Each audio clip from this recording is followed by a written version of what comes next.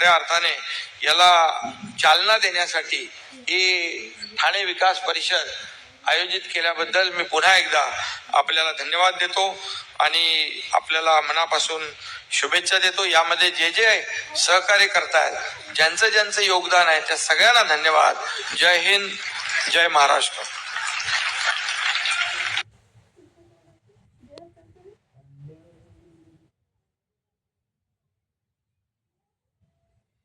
वर्षावास हा आपल्या भंतेजींच्या भिक्खू संघाच्या दृष्टीने अतिशय महत्त्वाचा दिवस असतो आणि वर्षावास या महिन्यामध्ये वर्षावर त्यांना भोजनदान, जीवरदान आणि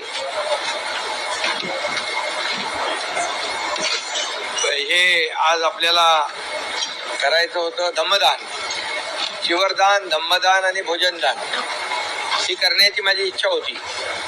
ती आज पूर्ण झाली आणि सर्व भंतेजी आज या कार्यक्रमामध्ये आले. जीवरदान झालं, धम्मदान झालं, भोजनदान आता होत आहे आणि आज अखिल विश्वाला शांतीचा संदेश देणारे भगवान गौतम बुद्ध आणि अखिल विश्वाला तत्वज्ञान देणारे डॉक्टर बाबासाहेब आंबेडकर यांची देखील वंदना झाली आणि एक चांगला कार्यक्रम या ठिकाणी आज होतोय. याचा आनंद आहे मला. खरं म्हणजे भारतरत्न डॉक्टर बाबासाहेब आंबेडकर यांनी संविधान आणि घटना लिहिली. त्या संविधान आणि घटना याच्याद्वारे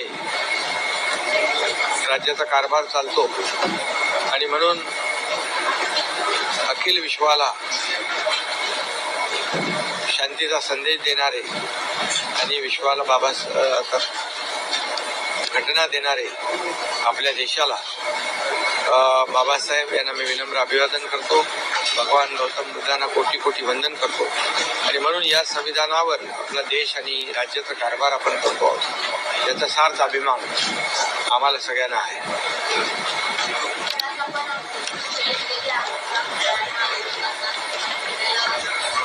आणखी एक मी या ठिकाणी सांगू इच्छितो.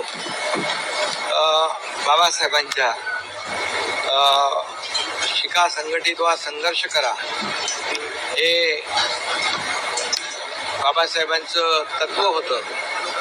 ते बाबासाहेबांच्या अनुयायांनी आणि सर्वांनीच आपण स्वीकारलं.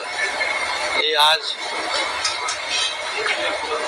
आपलं राज्य देखील शिक्षणामध्ये अग्रेसर आहे आणि आणखी आपण त्यामध्ये शिक्षण असेल, आरोग्य असेल, शेतकरी असतील, कष्टकरी असतील, कामगार असतील, महिला भगिनी असतील, युवक असतील आणि सर्वांच्या जीवनामध्ये चांगले दिवस, सुखाचे, समाधानाचे दिवस, त्यांच्या जीवनामध्ये परिवर्तन घडवण्याचा प्रयत्न आम्ही करतोय. त्याच्यामधले मुख्यमंत्री माझी लाडकी बहीण योजना, अशा अनेक योजना आम्ही केल्या. एकीकडे पायाभूत सुविधा म्हणजे प्रकल्प, दुसरीकडे कल्याणकारी योजना आणि या राज्यामध्ये उद्योगधंद्यांची भरभराट, असं एकंदरीत विकास आणि कल्याणकारी योजनाची सांगड आम्ही घालण्याचा प्रयत्न केलेला आहे. आणि त्यामधून असे धर्मगुरू, धार्मिक आपले भंतेजी सगळे या ठिकाणी येतात. त्याचाही आनंद आहे. त्यामध्ये मी एक दोन ओळी सांगेन तुम्हाला. दौलत मिली किसको तो धनवान बन गया, ताकत मिली किसको तो पहलवान बन गया, बाबा साहेब मिले मुझे तो मैं इंसान बन गया, इसलिए मैं खुश नसीब हूँ. हे विचार जे आहे, विचार अगदी ते साता समुद्रा पलीकडे आपले बाबासाहेबांचे पूर्ण जगभरामध्ये पोचले आणि बाबासाहेबांचं विचारांचं अनुकरण लोक करू लागले. आणि खरं म्हणजे भगवान गौतम बुद्ध इथे आहे, विश्वाला शांतीचा संदेश देणारे. तर मगाशी पण म्हणालो मी की संघर्ष आणि युद्ध, जगाला युद्ध नको तर बुद्ध होईल. आणि ये देश नहीं चलता है गोलियों के बौछारों से, ये देश चलता है तो बाबा साहेब जी के संविधान से. आणि म्हणून हे मानणाऱ्यापैकी आम्ही आहोत. म्हणून आज तुम्हाला सगळ्यांना खूप खूप शुभेच्छा देतो. पत्रकारांना आज एक आगळा वेगळा कार्यक्रम आहे.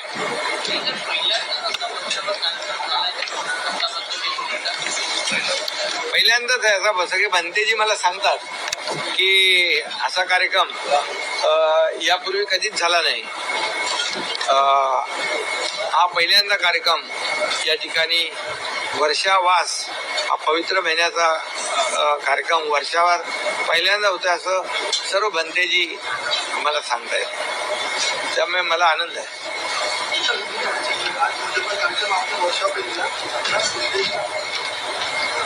वर्षावा